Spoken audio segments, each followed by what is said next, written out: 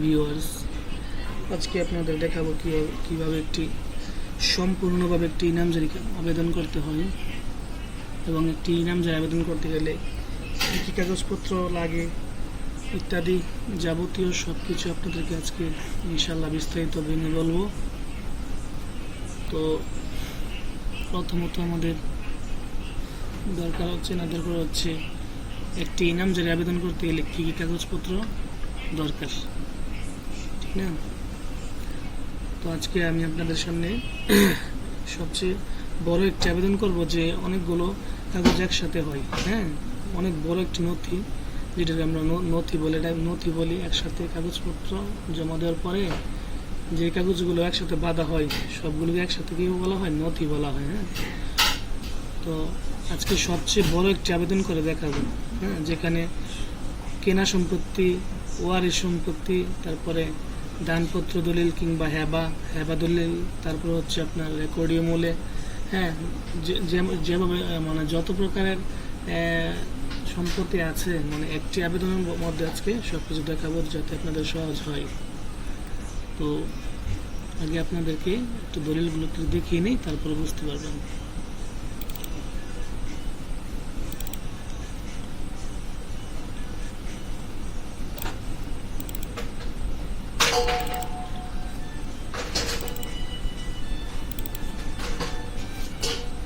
তো দেখুন, আমি আমার একটি আবেদন করতে গেলে যা যা কাগজপত্র দরকার সবগুলো কাগজ আলাদা আলাদাভাবে আমি পিডিএফ করেছি আর কি। তো একটু দেখাই।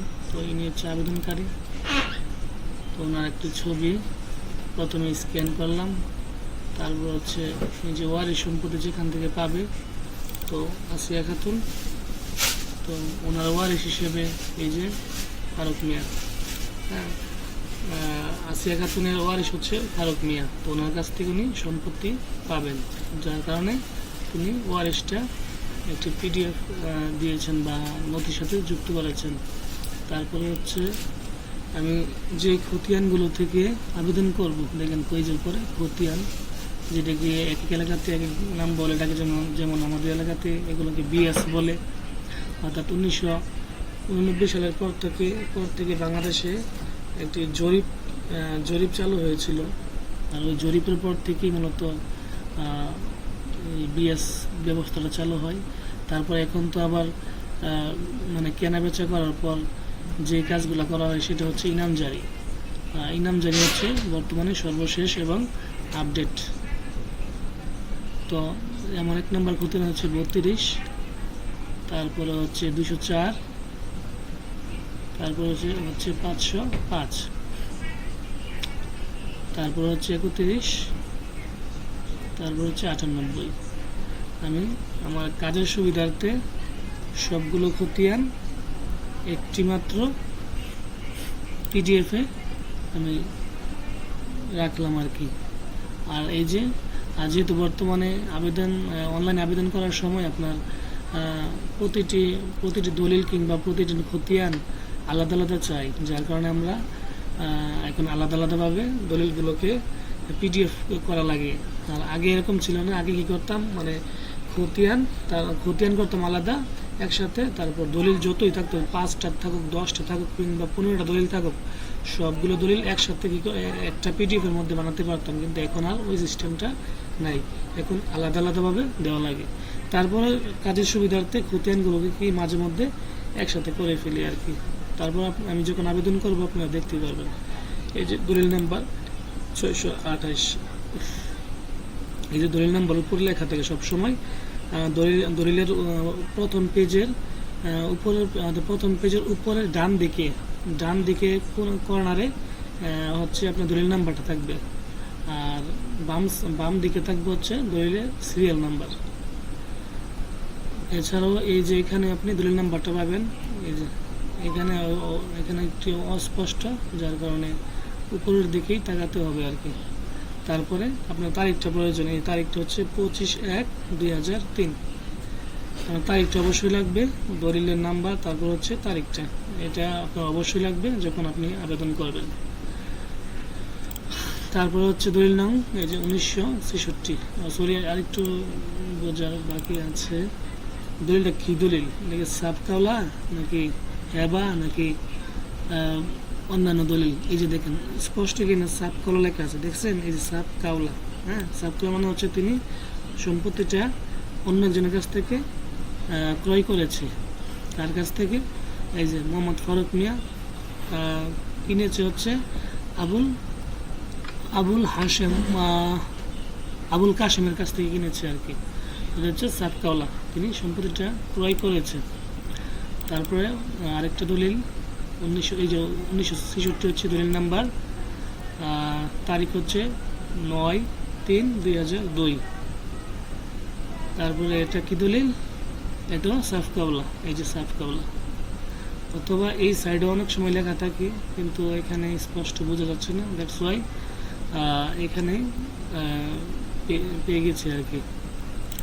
তারপর আমাদের আরও দুইটা দলিল আছে, এই যে 4150, তারপর হচ্ছে তারিখটা হচ্ছে যে এখানে 10/5/2010, 10/5/2010, এটা সাবকাওলা স্পষ্ট, হ্যাঁ, এই যে দলিল। তারপর হচ্ছে আরেকটা দলিল, এই যে 5847 দলিল নাম্বার, এটা হচ্ছে যে হেবা বিষয়ক ঘোষণাপত্র। আর হেবা বিষয়ক ঘোষণাপত্র দলিল হচ্ছে রক্তের সম্পর্ক, অর্থাৎ নিকটাত্মীয়র মধ্যে, ধরেন আপনার ভাই আপনাকে একটা সম্পত্তি দেবে, তখন এটা আর ক্রয় সম্পত্তি নেই, তখন এটাকে আর সাবকাওলা বলে না, তখন এটা হেবা সম্পত্তি হয়। তখন এটা একজনকে একজন কী হয়, মানে রক্তকে দিতে গেলে সেটা কী হয়, হেবা দলিল বলে আর কি। আমার ভাইকে যদি আমি আমার ভাইকে দলিল, আমার ভাই যদি আমার কাছ থেকে যদি সম্পত্তি কিনে, তাহলে আমি আমার ভাইকে হেবা করে দিতে পারবো। আর হেবা দলিল করতে গেলে খুব অল্প খরচে করা যায়। তাছাড়া পিতার কাছ থেকে ওয়াইফ, পিতার কাছ থেকে তার ছেলে, তারপরে তার স্বামীর কাছ থেকে স্ত্রী, এরকম যদি কোনো সম্পর্ক নিকটাত্মীয় হয়, তারপর তারা কি করে, হেবা দলিল করতে পারে আর কি। আচ্ছা, তারপরে বুঝতেই পারলেন। তারপরে দেখি এই যে উপরে হচ্ছে তারিখ, এই যে উপরে দলিল নাম্বার 8797, খুব সম্ভবত এটা বায়া দলিলটা কি? আমাকে এটাও প্রশ্ন করতে পারেন যে বায়া দলিল কি, অনেক সময় খারিজ করতে গেলে বায়া দলিল লাগে। আসলে বায়া দলিল হচ্ছে, ধরুন আপনি একজনের কাছ থেকে সম্পত্তি কিনেছেন, ধরুন আপনি রহিম মিয়া, ধরুন আপনার নাম, ধরুন আমার নাম হচ্ছে মনির, আমি আমার বন্ধুর কাছ থেকে একটি জমি কিনেছি, কিংবা অন্য কারোর কাছ থেকে একটি সম্পত্তি কিনেছি। তো উনি যার কাছ থেকে কিনেছে, আবার উনি যার কাছ থেকে কিনেছে, অর্থাৎ 1989 সালের পর থেকে, জরিপের পর থেকে এই একটি সম্পত্তি যতবার ক্রয় হয়েছে, হ্যাঁ, যতবার ক্রয় হয়েছে, এই ক্রয় করা সম্পত্তির যতগুলো দলিল আছে সবগুলো দলিল লাগবে। এখন সর্বশেষ যখন আমি যার কাছ থেকে কিনছি, সেও যদি খারিজ না করে থাকে দলিলগুলা, বা ইনামজারি না করে থাকে, তাহলে অবশ্যই আমাকে বাকি সব বায়া দলিলগুলাকে সংগ্রহ করতে হবে।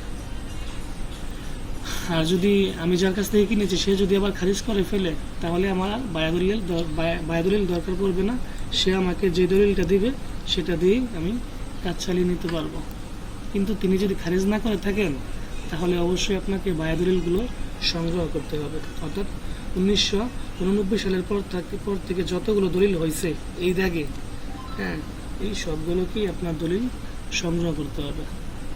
আশা করি বায়া দলিল সম্পর্কে বুঝতে পেরেছেন। তারপরে প্রার্থীর বা আবেদনকারীর এনআইডি কিংবা পাসপোর্ট অথবা জন্ম নিবন্ধন কার্ড প্রয়োজন পড়ে। তবে যদি জন্ম নিবন্ধন কিংবা পাসপোর্ট থাকলে তাদের ক্ষেত্রে অবশ্যই একজন প্রতিনিধি হিসেবে একজনের এনআইডি কার্ড ব্যবহার করতে হবে, কারণ সরাসরি পাসপোর্ট কিংবা জন্ম নিবন্ধন কার্ড দিয়ে ইনামজারি আবেদন করা যায় না। যার কারণে আপনাদের অবশ্যই একজন, যদি পাসপোর্ট কিংবা জন্ম নিবন্ধন থাকে, তাহলে অবশ্যই আপনার নিকটাত্মীয়ের একজন এনআইডি কার্ডের দরকার পড়বে। ওকে, আশা করি এখন দলিল সম্পর্কে বা কাগজপত্র সম্পর্কে অবগত হয়েছেন। এবার আমরা যাব ইনামজারি আবেদন করতে। চলুন দেখা যাক, শুরু করা যাক।